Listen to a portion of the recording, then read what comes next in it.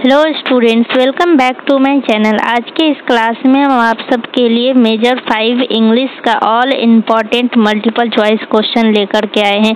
इस क्लास में आज हम सिर्फ मेजर 5 का सारा मल्टीपल चॉइस क्वेश्चन देखेंगे। अगले क्लास में मेजर 6, फिर उसके अगले क्लास में मेजर 7 का करेंगे, क्योंकि एक ही क्लास में मेजर 5, मेजर 6 और मेजर 7 तीनों का मल्टीपल चॉइस कराना पॉसिबल नहीं है, क्योंकि वीडियो काफ़ी लंबा हो जाएगा। सिर्फ मेजर 5 का ही आप देखेंगे तो 100 मल्टीपल चॉइस क्वेश्चन है आज के इस क्लास में। अगर हम मेजर 5 से 100 लेकर के आए तो मेजर 6 और मेजर 7 आप समझ ही सकते हैं कि 300 मल्टीपल चॉइस क्वेश्चन हो जाएगा, जो कि एक क्लास में कराना पॉसिबल नहीं है। क्लास काफ़ी लंबा हो जाएगा, प्लस में आप सब भी पढ़ते पढ़ते बोर हो जाइएगा। तो इसीलिए हम 2-3 क्लास में करके मल्टीपल चॉइस क्वेश्चन लेके आएंगे, उसके बाद सब्जेक्टिव क्वेश्चन, और उसके बाद ये जो स्टोरी है, जितना भी आपका सिलेबस में दिया गया है वो सब पढ़ाएंगे आपको।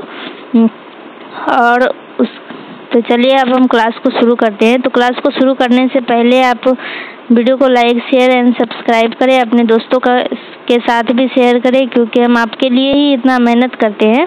तो आप ये देख सकते हैं कि इसमें हम स्टोरी सारा तैयार करके रखा हुआ है, बस पढ़ाना बाकी है। तो चलिए हम क्लास को शुरू करते हैं। तो पहला सवाल है आपका, who is the author of the Glass Menagerie. ये जो ऑब्जेक्टिव क्वेश्चन है ये हम हिंदी और इंग्लिश दोनों में लेकर आए। कुछ स्टूडेंट्स ऐसे भी होंगे जिनको समझ में नहीं आएगा इंग्लिश में, तो उनके लिए हिंदी में भी यहाँ पे लिखा हुआ है क्वेश्चन। तो who is the author of the Glass Menagerie, the Glass Menagerie का लेखक कौन है। तो इसमें से ऑप्शन में से देखकर आपको बताना है कि मेनेगरी कौन है। अगर आप स्टोरी पढ़े होंगे तो बता सकते हैं कि टेनेसी विलियम है इनके ऑथर मतलब लेखक। ये जो स्टोरी है आपका द ग्लास मेनेगरी, अगर आप नहीं पढ़े हैं तो यहाँ पे देख लीजिए, हम स्टोरी भी लेकर के आए हैं हिंदी में। ये है स्टोरी, कहानी का सारांश है ये। अगले क्लास में हम इसको पढ़ाएंगे, आपको कहानी भी पढ़ाएंगे, और ये इंग्लिश में है, अगले क्लास में पढ़ाएंगे। इस क्लास में सिर्फ मल्टीपल चॉइस क्वेश्चन करवाएंगे। अगला सवाल है आपका, what type of play is the Glass Menagerie. The Glass Menagerie किस प्रकार का नाटक है। तो वो है आपका एक्सप्रेशनिस्ट ड्रामा, मतलब ऐसा ड्रामा जिसमें सिर्फ अपने भावनाओं को लोग दिखा रहे हैं इस ड्रामा में। अगला सवाल है आपका, in which year was the Glass Menagerie first perform. 1 minute, first perform. तो है आपका इस क्वेश्चन पूछा है, द ग्लास मेनेगरी का पहला मंच किस वर्ष हुआ था। तो वो हुआ था 1944 में। अगला सवाल आपसे पूछा है कि who is the narrator of the Glass Menagerie. The Glass Menagerie का कथावाचक कौन है। तो वो है आपका बी टॉम, याद रखना। ऑप्शन बी हो जाएगा आपका सही answer, Tom.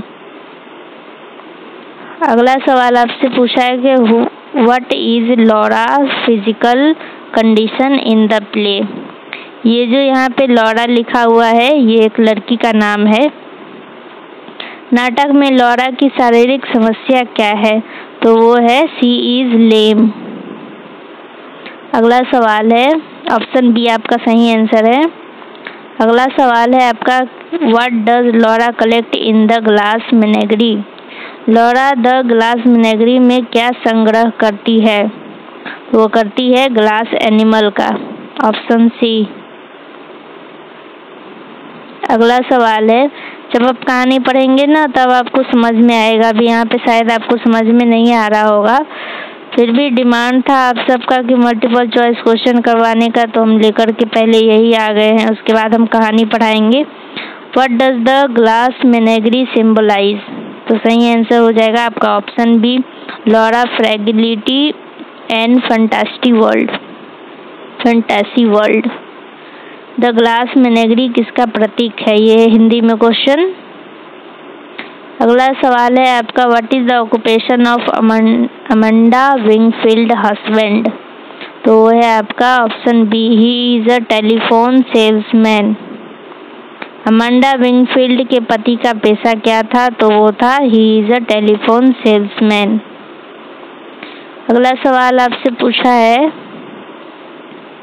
Who is the gentleman caller in the play? वो है Jim O Connor, option B. नाटक में जेंटलमैन कॉलर कौन है? तो वो है जिम ओ कॉनर।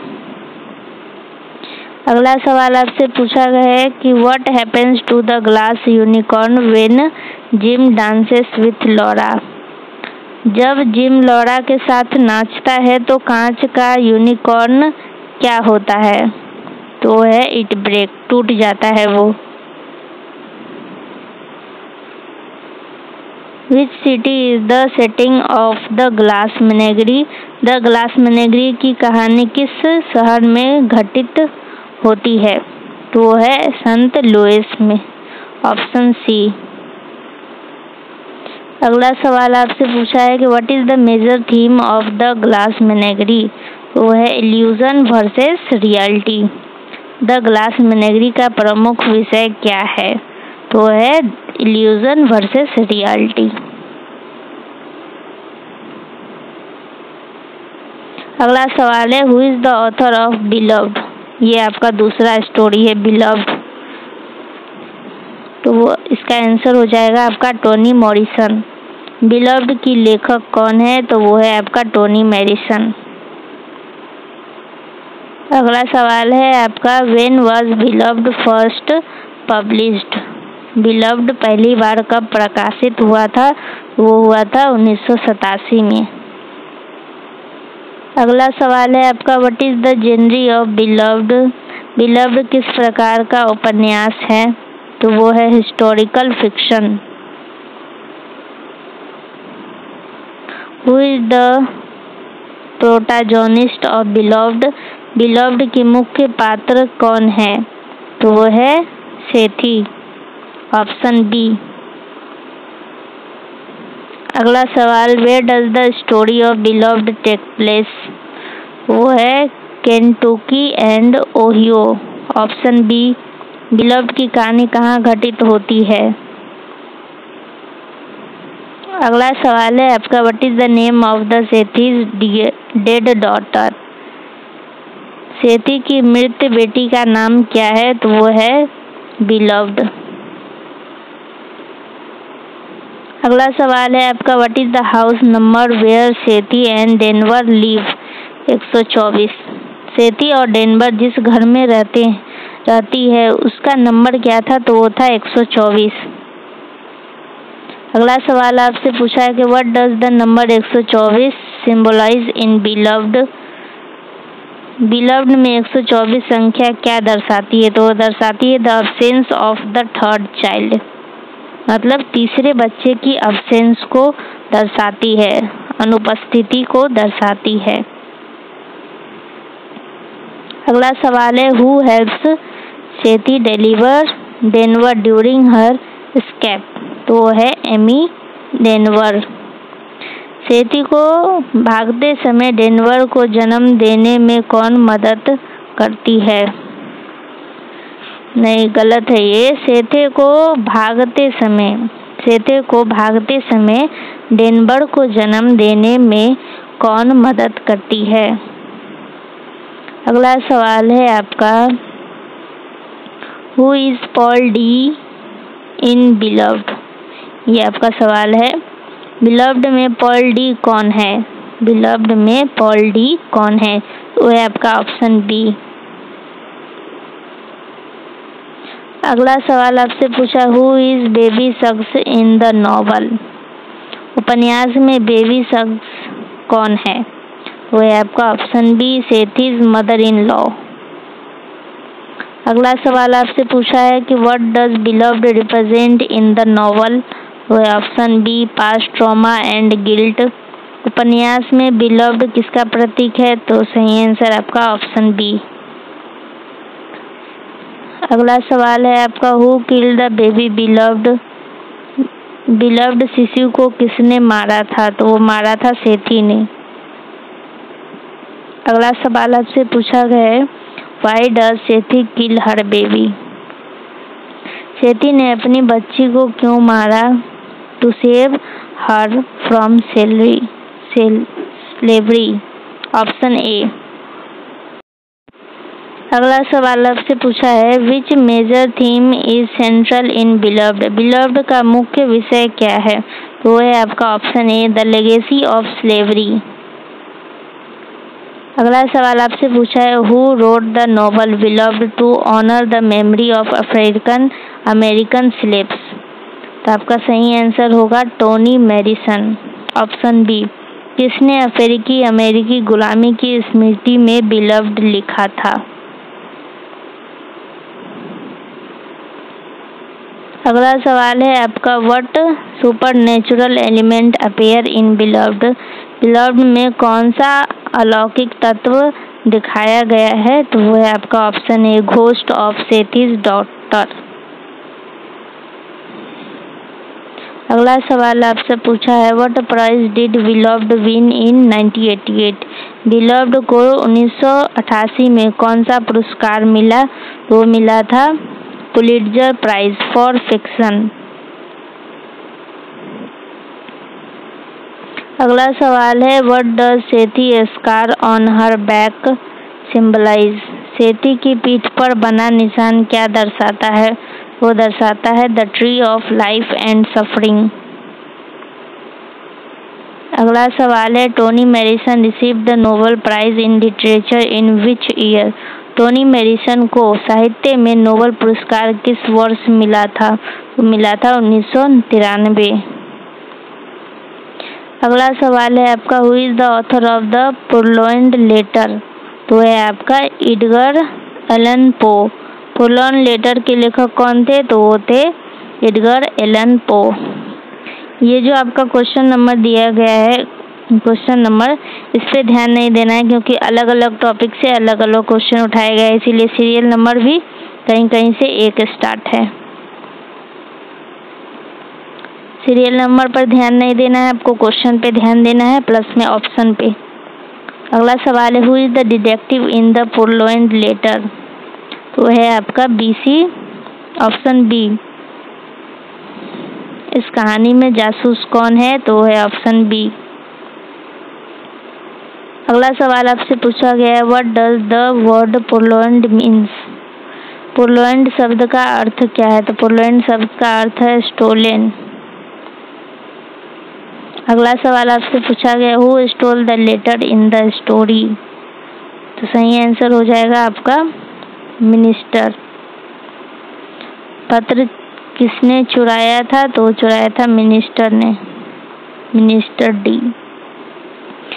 अगला सवाल है, what is the main theme of the purloined letter? इस कहानी का मुख्य विषय क्या है? तो है आपका ऑप्शन बी हो जाएगा सही आंसर, पावर ऑफ इंटेलेक्ट। अगला सवाल आपसे पूछा है, what method does Dupin use to find the letter? सही आंसर हो जाएगा logic and observation, option A. अगला सवाल है, where was the letter hidden? पत्र कहाँ छुपाया हुआ था? तो वो छुपाया गया था in a card rack in plain sight. अगला सवाल है, which literary genre does this story belongs to? यह कहानी किस विधा से संबंधित है? तो वो है आपका डिटेक्टिव फिक्शन। अगला सवाल है, हु नरेट्स द स्टोरी? कहानी का वर्णन कौन करता है? वो करते हैं, ऑप्शन बी हो जाएगा सही आंसर, एनोनिमस फ्रेंड। अगला सवाल है आपका, व्हाट मोरल डज पो कन्वे?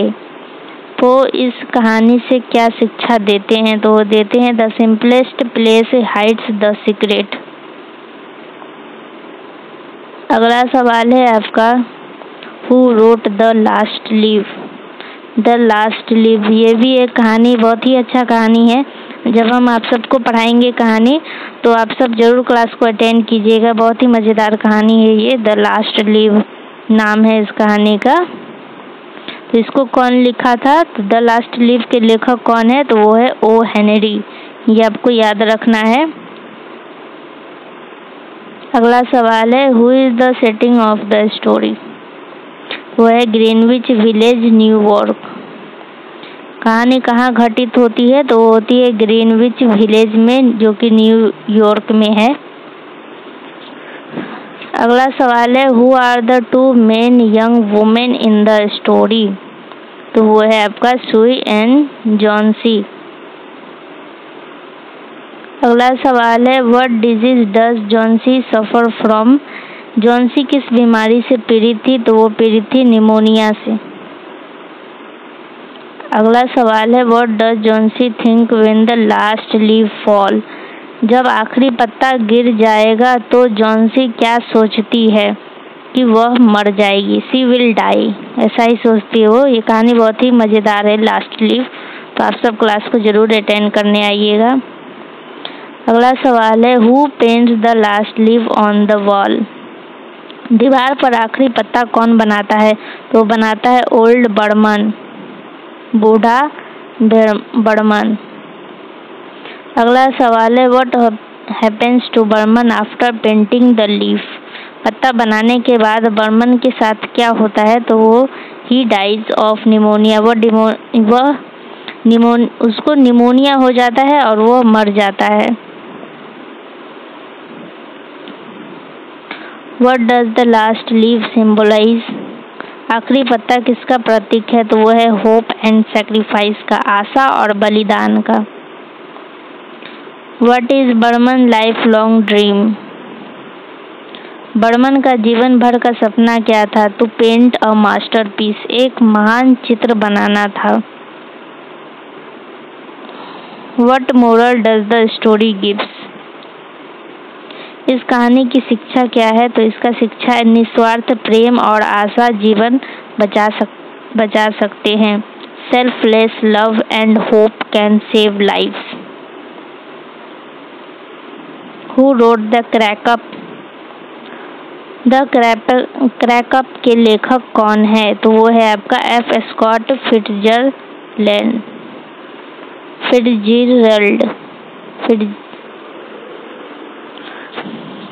अगला सवाल है what type of work is the crackup. The crackup किस प्रकार की रचना है? तो वो है आत्मकथात्मक निबंध, एन ऑटोबायोग्राफिकल एसे। अगला सवाल है when was the crackup published. Crackup published कब किया गया था? वो किया गया था 1936 में। अगला सवाल है इन द क्रैकअप। द क्रैकअप में फिट्जगेराल्ड क्या बताते हैं? फिट्जगेराल्ड क्या बताते हैं? तो बताते हैं अपने मानसिक और भावनात्मक टूटने का अनुभव, his emotional and mental breakdown. अगला सवाल है which magazine publish the crackup essay. The crackup निबंध किस पत्रिका में छपे थे? तो वो छपे थे स्क्वायर में। अगला सवाल है what is the tone of the crackup. The crackup की शैली कैसी है? तो वो है आत्मस्वीकारी और चिंतनशील, कन्फेशनल एंड रिफ्लेक्टिव। अगला सवाल है फिट्जगेराल्ड ने यह निबंध कब लिखा? तो उन्होंने व्यक्तिगत और पेशेवर असफलताओं के बाद लिखा था, पर्सनल एंड प्रोफेशनल फेल्यूर के बाद। अगला सवाल है व्हाट डज क्रैकअप सिंबलाइज। क्रैकअप किसका प्रतीक है? तो वो प्रतीक है मानसिक टूटन का, इमोशनल कोलैप्स। अगला सवाल है what literary technique is used. कौन सी साहित्यिक तकनीक अपनाई गई है? तो अपनाई गई है स्ट्रीम ऑफ कॉन्शियसनेस, चेतन प्रवाह। अगला सवाल है what is the key theme of the essay. निबंध का मुख्य विषय क्या है? तो है loss, failure and self realisation, हानि, असफलता और आत्मचेतना। अगला सवाल है who is the author of dry September. तो उनके ऑथर कौन है? ड्राई सितंबर के लेखक कौन है? तो वो है विलियम फॉकनर। अगला सवाल है who is accused of assaulting miss mini Cooper? Miss mini Cooper पर हमले का आरोप किस पर लगाया गया था? तो लगाया गया था विल मेज पे। Who leads the mob against will मेज?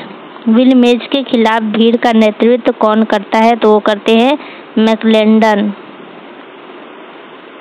अगला सवाल है, इसको आपको स्क्रीनशॉट लेकर के रख लीजिए, तो कॉपी में लिख लीजिए, क्योंकि इसका कोई ऑप्शन नहीं दिया हुआ था, सिर्फ क्वेश्चन और आंसर ही दिया हुआ था। What is the profession of will मेज?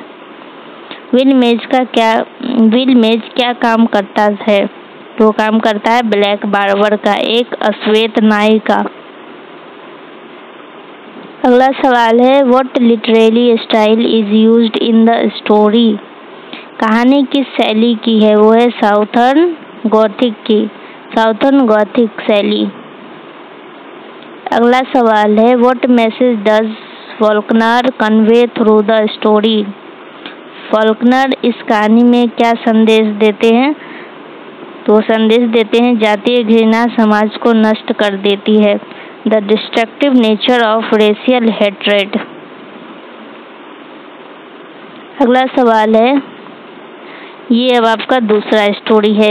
स्टोरी का नाम था ये है स्टोरी का नाम, इनके द्वारा लिखा गया था। क्वेश्चन पूछा है आपका the prologue by Anne Bradstreet mainly deals with. The prologue कविता का मुख्य विषय है, तो इनमें से आपको देखकर बताना। मुख्य विषय वुमेन रोल इन लिटरेचर, साहित्य में महिलाओं की भूमिका। अगला सवाल है Anne Bradstreet belong to which group of settlers? Anne Bradstreet Puritan समूह से थे। सही आंसर हो जाएगा ऑप्शन ए। अगला सवाल है in the prologue Bradstreet expresses, तो सही आंसर है ह्यूमिलिटी एंड आयरनी। अगला सवाल आपसे पूछा है O captain my captain is an elegy written from option B Abraham Lincoln. यह कविता अब्राहम लिंकन की मृत्यु पर लिखी गई एक शोक गीत है। What does the ship in the poem symbolize? सही आंसर हो जाएगा अमेरिका और द यूनियन। कविता में शिप का प्रतीक अमेरिका है। What is the tone of the poem? कविता का स्वर शोकपूर्ण है, वो है sorrowful. What is the main theme of passage to India? इसका आंसर है unity of mankind and progress. कविता का मुख्य विषय मानव एकता और प्रगति है, यूनिटी एंड प्रोग्रेस। अगला सवाल आपसे पूछा गया है which invention are celebrated in the poem? तो है आपका स्विच कैनल एंड टेलीग्राफ। कविता में स्विच कैनल और टेलीग्राफ जैसी आधुनिक उपलब्धियों की प्रशंसा की गई है। अगला सवाल है Sherman Alexie poetry often deals with. सही आंसर हो जाएगा native American identity and culture. Alexie की कविता नेटिव अमेरिकन संस्कृति और पहचान पर आधारित होती है। अगला सवाल है आपका crow testament uses which technique? तो इसमें से आपको बताना है तो वो यूज करते हैं एलिगोरी एंड आयरनी। यह कविता रूपक और व्यंग्य का प्रयोग करती है। अगला सवाल है आपका the poem the road not taken is about. सही आंसर हो जाएगा choice and decision in life. यह कविता जीवन में चुनाव और निर्णय पर आधारित है। What do the two road symbolize? Two road जीवन के विभिन्न विकल्पों का प्रतीक है, choices in life. The setting of the poem is। The setting of the poem is कविता का परिवेश बर्फ से ढकी शाम का जंगल है। सही आंसर हो जाएगा option C, a snowy evening in woods. कहानी तो आपको पढ़ना ही पड़ेगा, तभी आपको समझ में आएगा। कहानी एक बार पढ़ लेंगे आप तो ऑब्जेक्टिव आपको आराम से बन जाएगा। अगला सवाल है miles to go before I sleeps means, इसका मतलब है the poet duties before death. सही आंसर ऑप्शन बी है। इसका अर्थ है मृत्यु से पहले जीवन के कर्तव्य पूरे करने हैं। आप सबको समझ में तो आ रहा है ना, क्योंकि आप मेजर पेपर आपका इंग्लिश है तो आपको इंग्लिश में लिखना भी पड़ता होगा और इंग्लिश में ही पढ़ना पड़ेगा, इसीलिए हिंदी से ज़्यादा आपको इंग्लिश पे फोकस करना पड़ेगा। What difficulty does Annie Bradstreet mention in the prologue? सही आंसर हो जाएगा ऑप्शन बी। अगला सवाल है What is Annie Bradstreet often called? सही आंसर है option C, the first American women poet. अगला सवाल है what does the captain symbolize? सही आंसर अब्राहम लिंकन। अगला सवाल है what poetic device is mainly used in the poem? वो है मेटाफोर। कविता में मुख्यतः मेटाफोर का प्रयोग हुआ है। अगला सवाल है the poem reflect which type of nationalism? तो वो है रोमांटिक नेशनलिज्म। अगला सवाल है आपका passage to India connects spiritual progress with scientific progress. अगला सवाल है which poetic form is used by Whitman? तो इसका आंसर हो जाएगा फ्री वर्स। अगला सवाल है what does the passage symbolize in the poem? तो है ए जर्नी टुवर्ड स्पिरिचुअलिटी। अगला सवाल है the poem Crow Testament deals with injustice toward native Americans. अगला सवाल है व्हाट डज क्रो सिंबलाइज? तो सही आंसर हो जाएगा नेटिव विजडम एंड सर्वाइवल। अगला सवाल है Alexie tones in the poem is? तो है आयरोनिक एंड क्रिटिकल। अगला सवाल है आपका what is the rhyme scheme of the road not taken? तो वो है आपका ABAAB। सही आंसर हो जाएगा ऑप्शन बी। कविता की राइम स्कीम है ABAAB। अगला सवाल है the yellow wood refers to autumn season? पतझड़ के मौसम को दर्शाती है। अगला सवाल है the poet finally choose the road? तो वो है आपका लेस ट्रेवल्ड। कवि ने कम चले हुए रास्ते को चुना। अगला सवाल है what do the wood symbolize? सही आंसर हो जाएगा पीस एंड डेथ। अगला सवाल है what does sleep symbolize in the poem? Sleep का अर्थ होता है मृत्यु, death. What kind of rhyme pattern does the poem have? AABA। सही आंसर ऑप्शन ए।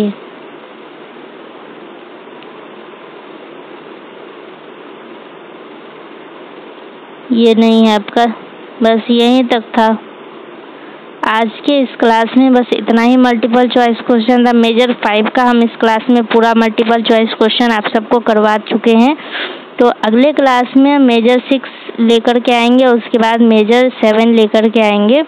तो अगर आप सबको कोई भी दिक्कत हो तो आप सब कमेंट में बता सकते हैं, क्योंकि अकेले हम खुद ही पढ़ाते हैं सारा सब्जेक्ट, तो मैं ध्यान नहीं रख पाती हूँ कि कौन कौन सा सब्जेक्ट में क्या क्या करवाना है। तो बहुत इतना सारा सब्जेक्ट्स पढ़ाना पड़ता है, इसीलिए आप सब रेगुलर कमेंट करा करें ताकि ध्यान रहे, तो हम रेगुलर क्लास लेकर के आएंगे। तो आज के इस क्लास में बस इतना ही। वीडियो अच्छा लगा हो तो लाइक शेयर एंड सब्सक्राइब करें, अपने दोस्तों के साथ भी शेयर करें। इतना मेहनत करते हैं हम आपके लिए, तो वीडियो को अंत तक ज़रूर देखा करें। चलिए धन्यवाद।